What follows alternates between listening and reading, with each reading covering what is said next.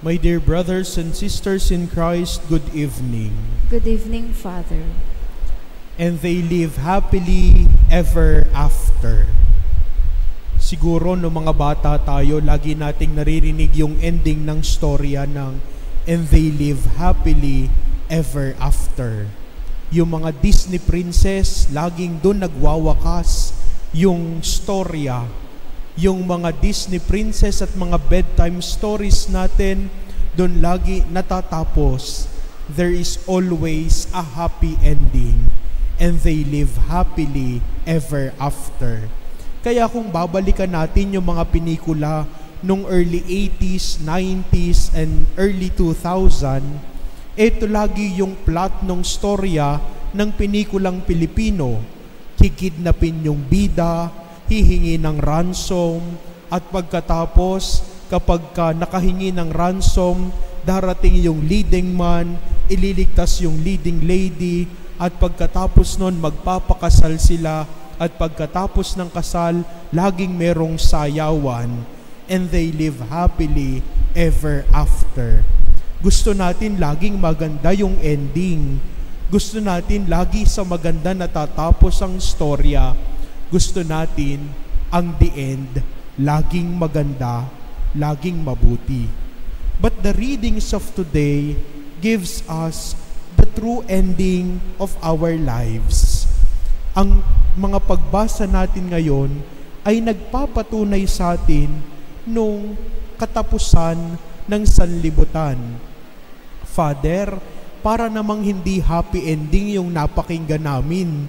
Parang hindi maganda yung aming ending na sinasabi ng Ebanghelyo ngayon. Anong sabi ng Ebanghelyo? In those days, after the tribulation, the sun will be darkened, and the moon will not give its light, and the stars will be falling from the sky, and the powers in heaven will be shaken. Para namang pong nakakatakot. Pag naglaglagan na yung mga bituin sa langit, ano na pong matitira sa mundo? Kapag hindi na sumikat ang araw, ibig sabihin lahat mamamatay na. Kapag hindi na nagbigay ng liwanag ang buwan, ano na pong mangyayari? Father, parang hindi happy ending yung storya. Kaya nga, we are always looking for a good ending, and they live happily ever after. But as human person and human being, the prophet Daniel in our first reading is giving us the reality that all will not end in happy endings. Anong sabi ni Propeta Daniel sa ating unang pagbasa? Sinasabi dito that at that time your people shall escape, everyone who is found written in the book. Many of those who sleep in the dust of the earth shall awake. Some shall live forever, others shall be an everlasting horror and disgrace. Sa Tagalog po, ang iba ay mapapapunta sa buhay na walang hanggan, at ang iba naman ay sa kaparusahang walang hanggan. Ang tanong, papaano natin tatapusin ang storya ng ating buhay? How are we going to write the end of the story of our lives? Kahapon po, nagmisa ako sa mga barangay at nagtanong po ako sa kanila, meron tayong dalawang pupuntahan, sa langit o sa impyerno. Sino po ang gustong makapunta ng langit? Nagtaasan lahat ng kamay. At tinanong ko, sino naman ang gustong mapunta ng impyerno? May tumaas na isa. Bingi pala. Hindi naintindihan yung tanong. Kaya siya napataas ng kamay. Kaya nga mga minamahal na kapatid, how are we going to end the story of our life? Each day and every day, we are writing a love story between God. Sumusulat tayo ng storya sa buhay natin. But the question is, how are we going to begin this love story? Papaano nga ba natin uumpisahan yung kwento ng ating buhay? Sabi po, umpisahan natin kay Kristo para matapos rin kay Kristo.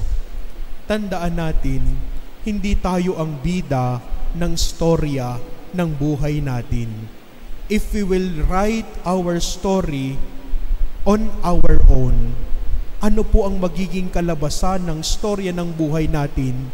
Puro lamang kayabangan, puro lamang tagumpay, puro lamang papuri sa sarili.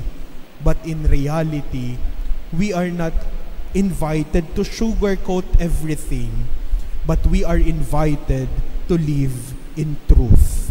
Marami po sa atin ang magsusulat ng storya ng kanilang buhay, pero they are just creating a facade of beauty, memories in their lives. But in reality, our life is not only about the beautiful memories, but it is also about the bad experiences, the learning experiences, and the beautiful things that is happening around us. Sometimes we are just sugarcoating everything, but in reality, all the stories and all the past experiences are part of our stories.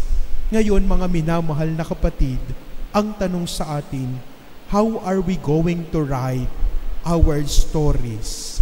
Papaano natin isusulat ang storya ng ating buhay?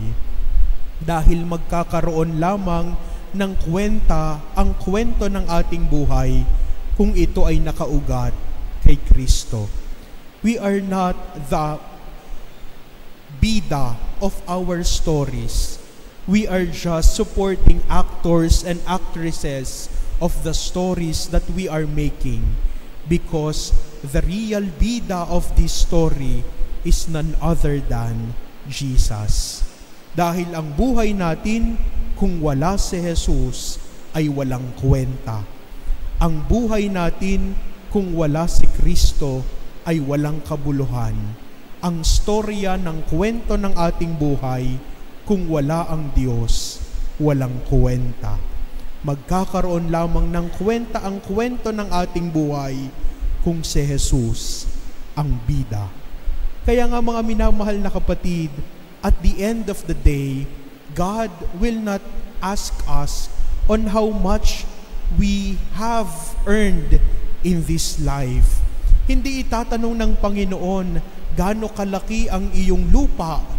Hindi itatanong ng Panginoon, gaano kalaki ang naimpok mo sa bangko. Hindi itatanong ng Panginoon, gaano karami ang sasakyan. But at the end of the day, God will ask us on how much we love. Gaano kalaki ang ating pagmamahal. Kaya nga mga minamahal na kapatid, how are we going to begin the life stories, ang kwento ng ating buhay? We will begin in the here and now of our lives. Marami kasi sa atin, sasabihin natin, bukas na ako magbabago. Sa New Year na ako magbabago. Sa New Year na ako magpapakabait. Sa New Year na ako magiging mabuting tao. Reresbakan ko muna yung kaaway ko. Babalikan ko muna yung nanchichismis sa akin. At papatikimin ko lang ng isang matindi-tindi yung taong asungot sa buhay ko. My dear brothers and sisters, we need to write the stories of forever in the here and now of our lives. Kaya nga mahalaga po sa pagpapaumpisa ng storya ng ating buhay, balikan natin ano nga ba ang conclusion ng storya ng buhay mo. Bumalik tayo sa first reading. Saan ba tayo mapupunta? Ano nga ba ang ending ng storya natin? Sana ang ending ng storya natin laging sa langit, papuntang langit at patungong langit. Dahil as we write our love story with the Lord, may our focus be always Jesus, only Jesus, and always Jesus. Mga minamahal na kapatid, tingnan natin sa ating sarili. At the end of the day, we will present the story of our life in the face of His merciful love sa harap ng Panginoon. Hindi naman natin kasama yung mga chismosang kapitbahay natin na nagsasabing, Panginoon, ganito po yan nung nabubuhay. Panginoon, ito yung problema nan. Hindi natin sila kasama. Kaya nga sabi ng mga millennial, dead ma sa bashers. Dahil pagharap natin sa Panginoon, haharap tayo sa Panginoon ng nag-iisa at tatanungin tayo ng Panginoon, how much you love. Jesus is inviting us in the here and now of our lives. Are we going to write our love story with Him? Nawa, isulat natin ang kwento ng ating buhay na nakaugat kay Kristo. Paano natin ito uumpisahan? Umpisahan natin kay Jesus para matapos rin kay Jesus. Tumahimik tayo sandali at tanungin natin ang ating sarili. How are we going to begin my life story? Magkakaroon lamang ng kwenta ang kwento ng buhay ko kung si Jesus ang bida nito.